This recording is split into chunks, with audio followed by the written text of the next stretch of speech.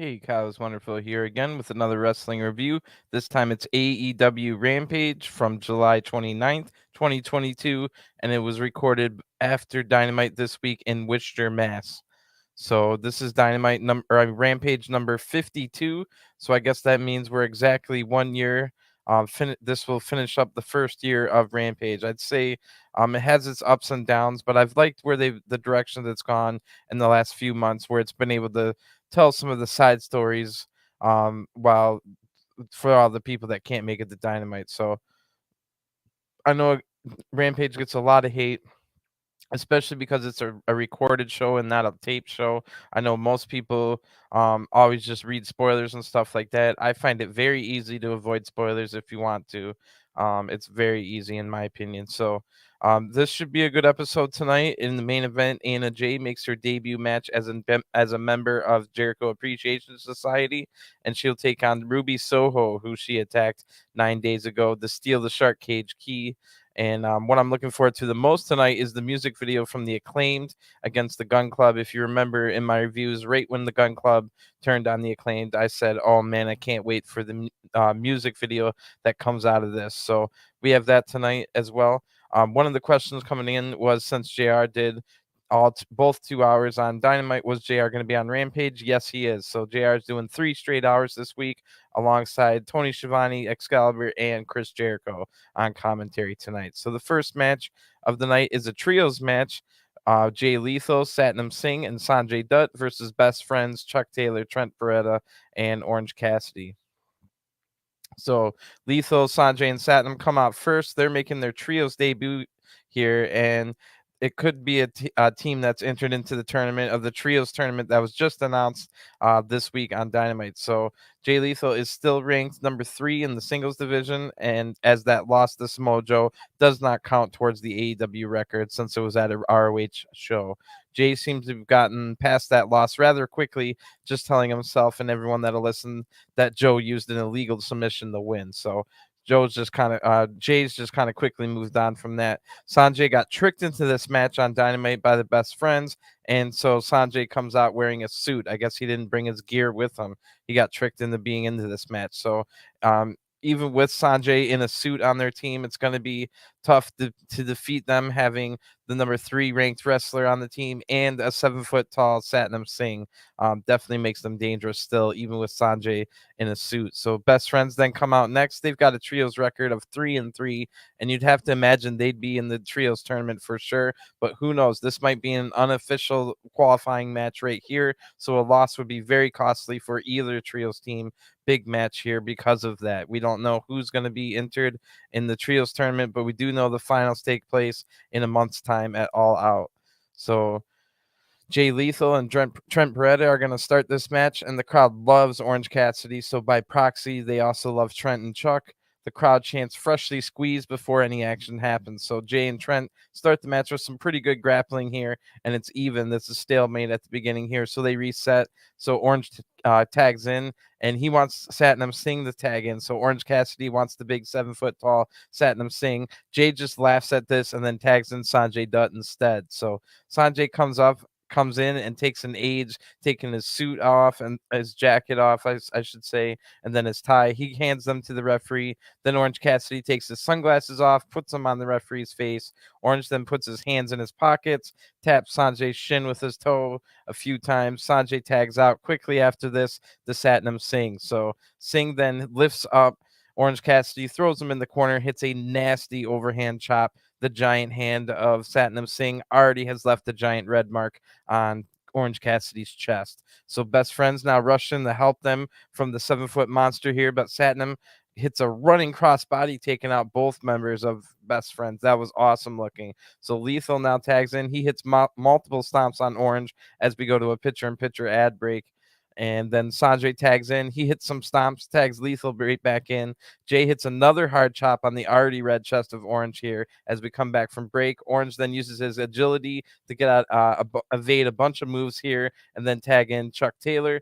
Chuck comes in with and hits a nice overhead suplex and a knee strike on Lethal. Then Trent tags in, and they hit a big double team move. Then they go to hug each other, but Satnam Singh reaches over the apron and has a double goozle applied. Best friends fight their way out, and then a double drop kick to the knees knocks Satnam Singh off the apron. Then they get to do the hug and give the people what they want. So then Lethal hits a double lethal injection. Right after that, it's the handspring stunner to both men, or the handspring cutter, and that looked awesome. So Orange then dives off the top rope right after that with a crossbody on Jay, hits a tornado DDT, but Sonjay is able to tag in. So Sonjay comes in and does the lightly tapping the shin with his toes to Orange Cassidy. Orange then comes back with an orange punch after this.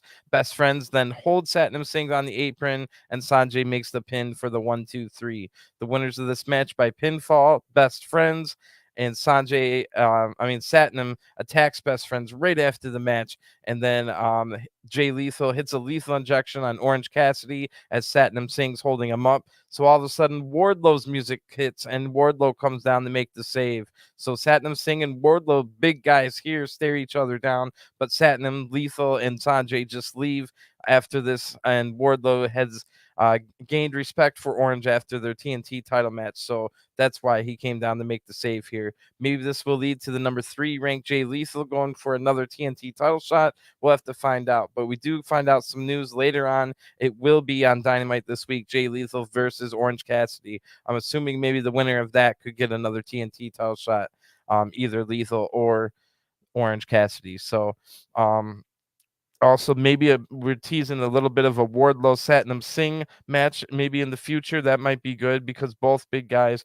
are great with their agility. This match right now that we saw was a little too gimmicky for my liking, with 2 wrestlers doing the comedy gimmick out of the 6. But Sonjay was pretty funny, and while he was mocking Orange Cassidy, and he even did a little shuffle that made me laugh out loud. So shout out to Sonjay Dutt in this match. Satnam Singh looked good with that running crossbody, and he's got great agility for a 7-footer. That's exactly how he made it to the NBA. So this win here in the trios match here should get the Best Friends in the trios tournament. So I expect to see Orange Cassidy, Trent Beretta, and Chuck Taylor entered in the trios tournament whenever that's announced. So after an ad break, then Ethan Page comes storming down to the ring, and he looks like he's here for business. He looks all mad. Ethan Page comes in with a record of 30-10 and has won 5 of his last 7 singles matches. Ethan lost to Orange Cassidy and Miro.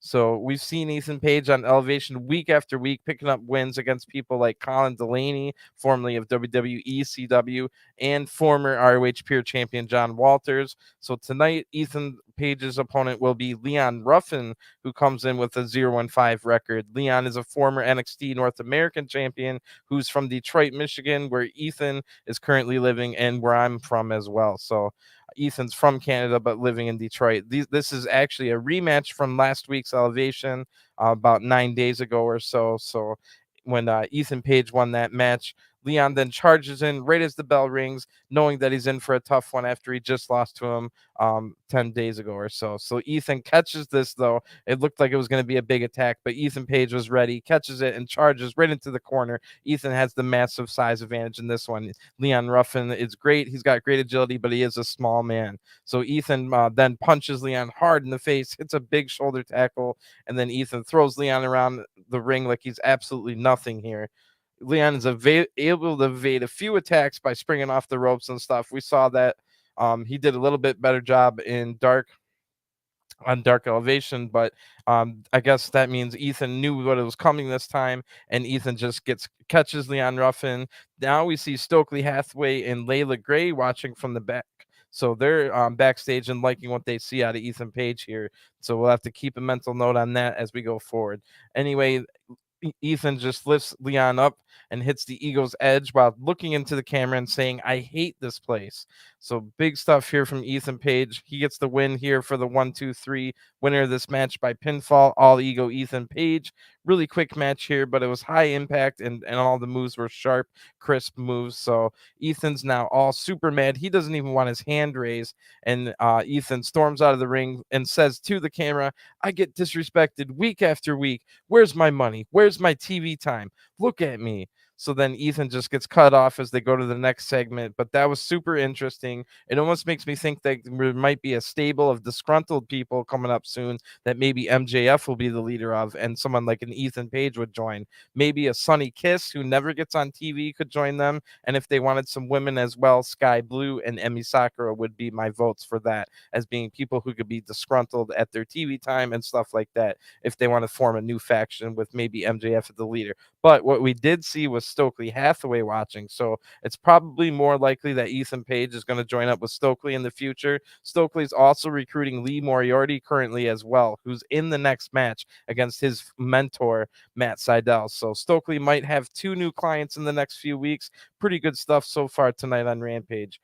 And I'm not even a big Orange Cassidy fan, but I was fine with that match. It was kind of it wasn't like that serious of a match because Sonjay wasn't even in his gear to begin with, but it also had a little bit of the trios title qualifier on the line in my mind anyway. So now we go into the back. This is the segment that they interrupted Ethan Page from saying anything more. We see interviewer Lexi Nair, and she's in the back with Cole Carter, so who's making another TV appearance here. Cole Carter fought and lost against Ricky Stark in a FTW title match a week ago on Dynamite. But then this week on Dark on Tuesday, Cole got a pretty big win. And he looked pretty good doing it, hitting a 450 splash to pick up the wins. So before Cole Carter can even say anything here, QT Marshall walks in and seems to be trying to intimidate Cole here by bringing in Aaron Solo, Nick Camarado, and Anthony Ogogo with him. So they all 4 stand over Cole Carter here, who's all alone. And QT Marshall says, congrats on your first win. Look at you. You're all grown up. I remember Ogogo putting his fist in your ribs in the past, but that night I saw something in you. I saw potential, but then you disappeared. And I hear you've been hanging out with the wrong crowd, but I still see something in you. I'm going to make you an offer you can't refuse. Join the factory. You don't have to answer now. Sleep on it. But sleep in your own bed, not with the fishes. So Cole Carter does not get to say anything here, and he looks mad at all the references to his time in NXT here and him getting killed off the show when he got fired. So at the same time, Cole Carter has no allies in AEW, and QT was telling the truth by saying that it was an offer he can't refuse. So, but even that line was taking the piss out of Cole Carter's time in NXT with the Tony D'Angelo family, who I make you an offer you can't refuse. You're gonna be sleeping with the fishes. So QT offering a spot here, but also intimidating at the same time and making fun of the guy. So real conundrum here for the young Cole Carter. Hopefully one of the veterans in the back saw this and can give Cole some better advice, or maybe just Cole will end up joining the factory and it'll work out well. But also this goes back to what I've been saying on my Dark reviews and Elevation reviews about the Dark Order is starting to lose their war against the factory. The Dark Order keeps losing members week after week now. They're down to only 4 people, 5 if you count -1. So Dark Order is definitely going to have to start recruiting new members, or the factory is just going to start running over them in their ongoing war. So it's already down to an even 4 versus 4 when it comes to the Dark Order and the factory, with the factory having another like 5 to 10 people training at their school currently that they could bring up at any time. So we've also seen QT Marshall offer a spot to Fuego del Sol in the last month or so, but Fuego turned him down. So we know that QT is actively recruiting for the factory, and we have not seen any recruiting from Dark Order, not even on BTI. So Dark Order is going to have to start doing some recruiting. Otherwise, the factory is going to destroy them in the faction battle. So now it's time for our next match. It will be teacher versus student. Matt Sydal, the teacher, versus student Lee Moriarty. So Lee Moriarty comes out first, and hilariously, the match graphic says Lee cheated last week to win over Dante Martin on Rampage. So I thought that was hilarious. I laughed out loud because normally it's like giving you stats, but this week it was like taking shots at Lee Moriarty for cheating last week. That was awesome. I laughed out loud. So Lee Moriarty comes in to this match with a singles record this year of 9-2 in 2022, losing the ROH World Title match to Jonathan Grisham 2 weeks ago on Rampage, and also losing to Brian Danielson on Dynamite in February. So a win tonight might put Lee really close to the top five, and for maybe a title shot in the future. So Matt Sydal comes out. He's got an overall record of 40-32, but is on a 3-match winning streak. So it's hard to tell who the crowd's going to cheer for here. Maybe Sydal, after Lee had to hold the ropes last week to beat Dante Martin. So then Lee mocks the peace sign and that goofy smile that Matt Sydal does with his whole peace, love, and pro wrestling shtick that Sydal's got going on, which is really funny that Lee mocks it here because Sydal does come off as a goof when he's doing that stuff. So Sydal wants to shake hands, so Lee Moriarty does, but then Lee's talking trash the whole time and then hits a massive headbutt to the head of Sydal, his mentor here. So this rocks Sydal, and the crowd boos Lee Moriarty, but I agree with Moriarty's actions. A win here would get Lee close to a number one contendership match or even a title match. So Sydal then fights back and hits a big knee, and this is already broken down into a fight instead of a wrestling match. And it's gotten personal in a hurry. So we go to a picture-in-picture ad break right as it's getting good. Thanks, guys. Less than a minute into the match, Sydal then does a backflip to evade an attack, then hits a nice-looking standing twisting senton. That was nice from Sydal. This makes Lee Moriarty bail the ring. Sydal then hits a top or a rope-assisted drop kick to the outside. Then Lee takes control and throws Sydal hard into the barricade. Sydal's about to get up, but then Lee hits a haluva kick right against the barricade, taking the head right off of Sydal, sending it into the crowd. Back into the ring now. Lee hits some elbow strikes. Sydal tries to fight back with some leg kicks, but then a nice takedown by Lee Moriarty, and now he's working on the arm. Sydal grabs his arm a little bit here as we lose the picture-in-picture ad break. So when we get to see what happens next, it's Sydal hitting a Hurricane Rana, but Lee rolls right through it and pins Sydal for a 2 count. Sydal then counters a mafia kick here with a roundhouse kick of his own, but Lee comes back with a giant lariat that absolutely destroys Sydal here. Great looking lariat. JBL would have been proud. Lee then hits knees to the face here, but Sydal hits the question mark kick with and then right after a lightning spiral for a 2 count. That was awesome there. Sydal showing he's not a pushover with all those moves there. That was really nice. Now Stokely Hathaway makes his way down the ringside, and Lee meets Sydal up on the top rope, but Sydal pushes Lee Moriarty off. Then Stokely Hathaway grabs the leg of Matt Sydal, and the referee does not see it. Then Lee hits a drop kick, knocking Sydal right off the ropes. Lee hits a flatliner after this for a 2 count. Now Lee quickly follows with some elbow strikes, applies the Border City stretch taught to him by Alex Shelley, the number one contender for the Impact Wrestling Championship, and this makes Sydal tap out. The winner of the match by submission, Lee Moriarty. So Lee holds the applied after the match is even over with. He wants to send a message to his former teacher here because it has to be former teacher after this match just happened. So Stokely then tells Lee to let go of the hold, so Lee Moriarty does. And this week, Lee Moriarty does take the business card from Stokely Hathaway. They shake hands, and the crowd boos massively with showing their disapproval. So I like this move for Lee Moriarty, who now goes to 10-2 in singles matches this year and should be close to a title shot. And a really good match here, crisp and intense, just like the last one. Pretty short, but crisp and intense. I liked what I saw. No complaints from what I actually saw. It could have been a little longer, but I'll take it. Big win here for Lee Moriarty. Good to see him going out on his own, looking to turn heel here. It looks like he just cares about winning, nothing else. That's the way it should be, in my opinion. Who cares about the crowd? I would definitely, if I was in the sport, be a heel. Who cares about them? I want to win. So anyway, pretty good stuff there. Now we go in the back. It's Britt Baker and Rebel, but unfortunately no Jamie Hayter this week. So Britt Baker says the forecast this Wednesday calls for a thunderstorm. Let's break that down. Thunder, I feel it in the air. I'm sure you feel it in the air. Something we've all felt for some time now, and that's your title reign is coming close to an end. You've already slipped up once in Japan, and it's smart that Thunder keeps Tony close to her. Who came dangerously close to dethroning you, Thunder. And it's silly of you, Tony, to get so close to that Carney, who has everything that you should want most. But I'll leave that to you two. See you Wednesday.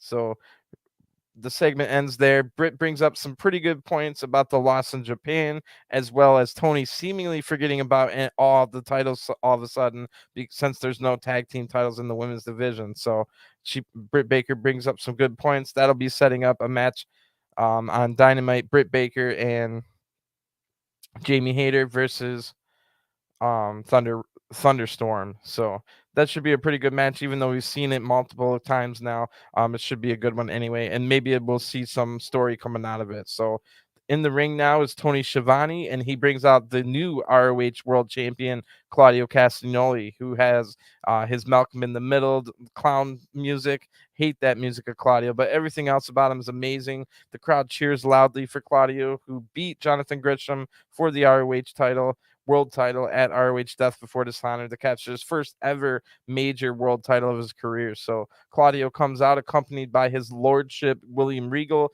and the crowd chants, "You deserve it," before Claudio even says anything here. So Claudio says, "Thank you, because there were so many times I doubted myself, but you, the fans, were always there for me. And now I stand before you, the ROH World Champion.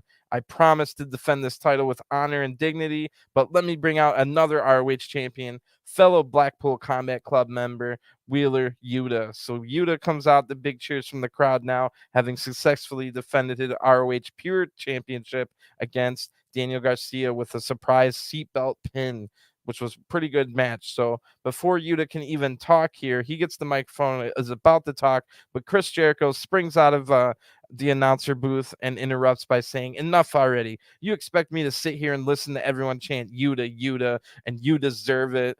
All you deserve is my boot to your butt, because a sports entertainer always beats a pro wrestler." So Yuta interrupts now and says, "Except for Saturday when I beat your boy Garcia, I'm full of confidence now. I'm sure I can beat you too." So Jericho laughs and says, "You think you can beat the great Chris Jericho? You can't beat me ever." So Regal says, "Yeah, Yuta can definitely beat Jericho." And then Yuta's not good on the microphone at all during this segment. He sounds terrible, but the crowd likes him still. Jericho says, "All right, well, how about Jericho versus Yuta on Dynamite?" And Yuta says, "Nah, I already know I can beat you." So Jericho says, "Fine, I'll put my title shot up against Moxley in 2 weeks. And if you beat me, you get the title shot."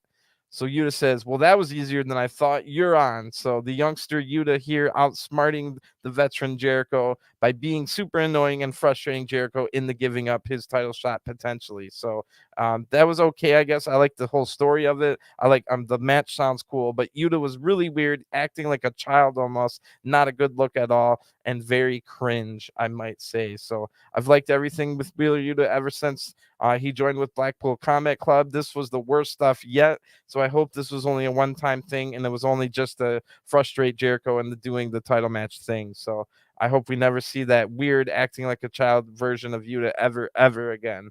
But this match on Dynamite should be pretty good. It's got some stakes to it, so that should be awesome as well. But Yuta just needs a little bit more. He's only going to get better by doing more promos. So hopefully Yuta can get some more promos in the future and never act that way like a child again, because that was terrible. But that match should be great. Now, the thing I've been looking forward to the most on Rampage is the music video with the Acclaimed. It starts with them putting gloves on, and now they say, "Let's take out the trash," as the song starts. So they're rapping next to garbage trucks. And I'm not gonna tell you what happens. I'm word for word in this, but definitely go look it up on the AEW YouTube page. It's got a lot of good lines dissing the Gun Club. There was 3 guys dressed up as the Gun Club that they throw into the trash. The song was called Trash Day, and they also challenged the Gun Club to a dumpster match on Dynamite this week. So that's funny, because when I think of a dumpster match, I always think about Billy Gunn and Road Dogg versus Cactus Jack and Chainsaw Charlie, where the New Age Outlaws push Foley and Funk off the stage while locked in a dumpster. So that's pretty cool, because that's a throwback to that. And it also plays off the Trash Boys nickname. So good stuff. That should be a good match. Regardless of, like, it's not going to be a Matt Classic kind of good match. You know what I mean? I'm just intrigued where the story's going to go. So it should be some good stuff. and I'm sure the crowd's going to be into it too, which will make it even better. So after that, it's time for the main event, but it's Mark Henry first, the moderator for the pre-match interviews. And on one side is Anna Jay with Ty Conti and Sammy Guevara behind her. And on the other side is Ruby Soho with Ortiz and Eddie Kingston behind her. So Anna Jay interrupts Mark Henry and says, "Nobody wants to hear from you, Mark. They want to hear from me, the star of the show. That's kind of my thing, obviously. Ruby, bestie, can't wait to share the ring with you again. Except this time, I don't have to act like I like you." Tainara slammed her arm in the car door, then encouraged me to make better decisions for my life. And slamming your head into the ring post was the best decision I've made thus far. And Ruby Soho then says, "Anna, I had high hopes for you. Ty was a lost cause, but you reminded me of me when I first started. But it turns out you're just another one of these entitled little craps who thinks they know everything. Eddie has told me that you're only good as the company you keep, so I suggest you leave the Circle Jerk Society in the back and face me a one-on-one." So Anna Jay says, "You want that? Fine. But here's the thing. You don't know me. I learned the dark side from Brody Lee, and now I'm learning more from Chris Jericho. This is a new Anna Jay. This is Anna JAS, and I'm gonna choke you out." So Mark Henry says it's time for the main event. Pretty good promos here. Anna Jay's still learning, but can get better with time. And we know Ruby is a terrible actor, but she said her lines good here. So no complaints there. I like the Brody Lee stuff with the Anna Jay does have a dark side taught to her from Brody Lee when they were actually like killers in the Dark Order, and now she's learning even more from Chris Jericho. So I like that she brought that up. I like that they're acknowledging the tag matches that they had on Dark and stuff when they were I love when they reference Dark at any time because so many people, especially the quote unquote wrestling media, all the popular podcasts, they always like, "Oh yeah, why would I ever watch Dark? Blah blah blah. Dark, why would I watch that? Blah blah blah." Because you're a fan, because you cover it, because you get paid to cover AEW. Why wouldn't you watch them? So anyway, Excalibur runs down the card for Dynamite, and it's a loaded card here, a lot of matches. So it'll be Acclaimed Gun Club in a dumpster match. Powerhouse Hobbs will have a squash match. Jay Lethal versus Orange Cassidy in a big match for the rankings. And then the Undisputed Elite will be returning. Maybe we'll either see the return of Kenny Omega or the reuniting of the Young Bucks and Hangman Page. Or in a weird twist, maybe both. Maybe the Young Bucks reunite with Hangman Page and then Kenny Omega returns. And he's like, what the heck? So a lot might be going down here, and this is all because the Trios Tournament Finals takes place in a month's time. That means the Trios Tournament is about to start, and the teams need to finalize their entries to the AEW officials for what teams they're going to enter, So, like the Young Bucks need to say if they're going to be with Kenny Omega or Hangman Page or, maybe they steal away Adam Cole, and then the Red Dragon gets upset about that because they were going to be with Adam Cole. So that's going to be a pretty good segment. And that's not even it for all the matches announced. It'll also be Thunderstorm versus Britt Baker and Jamie Hayter, Christian versus Matt Hardy, and Jericho versus Yuta for the #1 contendership. So we've got a loaded card on Dynamite. Nothing announced for Rampage yet, but holy crap, at Battle of the Belts 3, August 6th, for the ROH World title, Claudio Castagnoli versus Konosuke Takeshita. Holy crap, that match is going to be amazing. That match is going to be insane. I hope it goes at least 20 minutes. I hope it's a barn burner, slobber knocker, just knockout, drag out. Who cares who wins? It's going to be amazing. But imagine Takeshita winning the ROH title. Whoo! That would be insane. So it already looks like Battle of the Belts 3 is going to far surpass anything the first two Battle of the Belts were. If you remember, Battle of the Belts 1 and 2 were both pretty lackluster events. They were all right, but they weren't Battle of the Belts special event worthy, in my opinion. Doesn't even matter what else they put on Battle of the Belts 3. The fact that Claudio and Takesha's on there makes it instantly a great show, no matter what else is on there. I swear. The rest could all be squash matches as long as that match is 15, 20 minutes and it's as good as it should be. So it's main event time now. Ruby Soho versus Anna Jay. Anna Jay has the JAS opening in her music now, but it is still the old music, which I think she needs new music. Her old music is fine, but it definitely has the Dark Order vibe. You can even like do the join us to Anna Jay's music still. Like if you wanted to, it's because it's got the same vibes and everything as the Dark Order theme. So I like that they put the Jericho Appreciation Society opening in front of it, but she does need some new music. Anna Jay comes out alone, nobody else with her, with a record of 43-13, but is 32-4 in their last 36 matches. Anna Jay's last match, she lost to Serena Deeb, so she's looking to um, recover from that one. Ruby comes in with an AEW record of 35-5, but her 25 wins in 2022 is the most in the women's division, which I found pretty surprising. I did not know that or realize that, and I've watched every episode of Dark and Elevation, let alone Rampage and Dynamite. So that's pretty interesting. Ruby still has a cast on her wrist. So you already know that one of the main bits of advice from Jericho that Jericho gave to Anna Jay was to attack the injured wrist. You already know that. So Anna JAS is the Sports Entertainer of the Week, nominated and voted upon by Chris Jericho himself. And then they lock up to start this match. Again, it's Ruby Soho versus Anna Jay.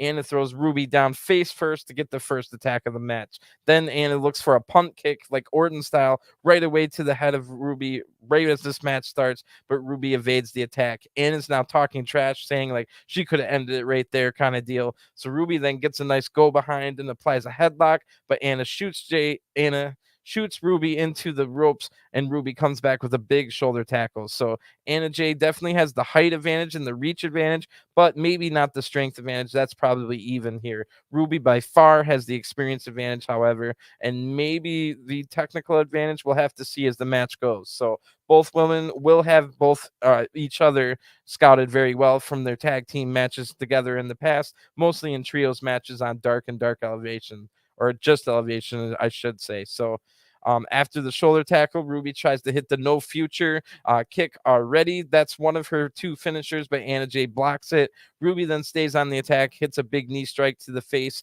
of Anna Jay, but Anna blocks the next attack and hits a big kick to the injured wrist of Ruby. So then Anna hits that bad looking rolling kick as the crowd boos, and we go to a picture-in-picture ad break. I hate that rolling kick that Anna Jay does. It just doesn't look good ever. Definitely needs to take that out of her arsenal. So Anna then kicks the injured wrist again, and then wraps the wrist around the ropes, using it as a fulcrum point here. The hurt wrist and even more. So Ruby tries to fight back, but Anna blocks her sunset flip attempt, and Anna goes back to work on the wrist. Ruby then hits a kick from her back, but Anna stays in control. A lot of stompings and kicking from Anna in this match. She definitely needs a more diverse move set going forward, and maybe even some better technical grappling that she can add to her game. Right now, she's not really too much of a different move set than like an Alexa Bliss, who I would say never developed a move set. So I don't want to see her fall into that pattern. But with the rest of this match, we do see that Anna has some more moves added to her move set, which is great. And don't forget, Anna Jay is only like 23, maybe 24 now. She might have had a birthday in the meantime, but she's still very, very young. So a lot of room to improve for Anna Jay. Anna now has an armbar on, but Ruby fights out of it with some strikes. Then Anna hits a nice move. It's a flatliner right into a Fujiwara armbar. There we go. That was really nice from Anna. So like I said, she's still young and has a lot of time to add new moves. I just don't want to see her fall into a trap like um Alexa Bliss has been going for 6 or 7 years now without adding any more moves to her arsenal. Then Anna takes the cast off of Ruby Soho as we come back from break. The cast is now off and laying in the side of the ring. So Ruby then hits a suplex to finally stop all these attacks. Ruby uses this time to recover a little bit because her wrist is in rough shape and is able to take control with a simple Greco-Roman knuckle lock now. Really smart from Anna Jay. One of the simplest moves in all of wrestling, but is very effective against the hurt wrist here. So Ruby then hits multiple headbutts as if she was in a headbanging at a concert to get out of this. That was a cool looking move. Then Ruby hits a knee to the gut, a kick to the face, and a back heel trip for a 2 count. The crowd really chants Ruby Loud now. That was a great little flurry there. Anna then blocks Destination Unknown, which is the big finisher from Ruby Soho, and Anna then hits a gory bomb out of nowhere. So I see you, Anna. She's definitely been training hard for sure, adding moves to her arsenal. So Ruby then kicks out at 2 out of the gory bomb, but Anna hits a big kick to the face. Ruby kicks out of this one too. Anna Jay then locks in the Queen Slayer, and it looks like it might be over, but Ruby counters this move into a pin. And now I thought because of the leverage Ruby had on this pin, it was going to get a 3 count, but nope. Anna Jay kicks out at 2. Then Ruby gets up and hits the no future kick for a 2.9 count. Anna Jay almost got beat by that future kick. It's not Ruby's finisher, but it has been a move that has won matches before. So Ruby now goes up to the top rope and tries to hit a senton, but Anna Jay evades it and locks the Queen Slayer back in now. Anna Jay breaks the hold herself to hit some nasty looking crossface strikes to the face of Ruby Soho, and then Anna throws something that causes the referee to be distracted. So Anna Jay goes over to grab that cast, wraps it around the throat of Ruby, and locks back in the Queen Slayer. Ruby doesn't tap out. She passes out. And the winner of this match, due to referee stoppage, the star of the show, Anna Jay. So this was by far Anna Jay's best wrestling match ever. That hardcore match with Ty Conti and Anna Jay versus Penelope Ford and the Bunny was a better match to watch, like entertainment wise, but that was not a wrestling match. That was a hardcore match. There's definitely a big distinction. So this was Anna Jay's best wrestling match of her career, and it was great to see Anna Jay adding all these new moves and hitting them sharply. The only thing I don't like in her moveset is that rolling kick she does in the corner where she like rolls and then hits a soft looking, weak looking kick, and the rolls doesn't seem like it would add any like it seems like the kick would be much harder if it didn't have the roll involved, which makes the move look ridiculous. But that's my only complaint from Anna Jay in this match, period. Everything else looked crisp. Everything else looked sharp. Everything in this entire Rampage tonight looked sharp. Really good stuff from everybody that involved. I like the stuff with Ethan Page wanting to, feeling disgruntled, and then to the point where AEW had to cut him off because he was started talking too much about things that they didn't want him to talk about. I like that. Looks like Stokely Hathaway might be going after him, but that again, like I said, that might be a new faction of disgruntled people where you could have Ethan Page, MJF, Sonny Kiss, Emi Sakura, Sky Blue, maybe some of these other women and men that have not been featured as much that could all be in a stable where they're disgruntled. So that sounds like it could be a good idea. Maybe that's what we're going to get with Stokely Hathaway getting now officially has his first male client. Stokely Hathaway still has all the baddies and Jade Cargill, but now Lee Moriarty joins the Stokely Hathaway stable, and now it looks like Stokely is looking for Ethan Page to join next. So pretty good stuff there.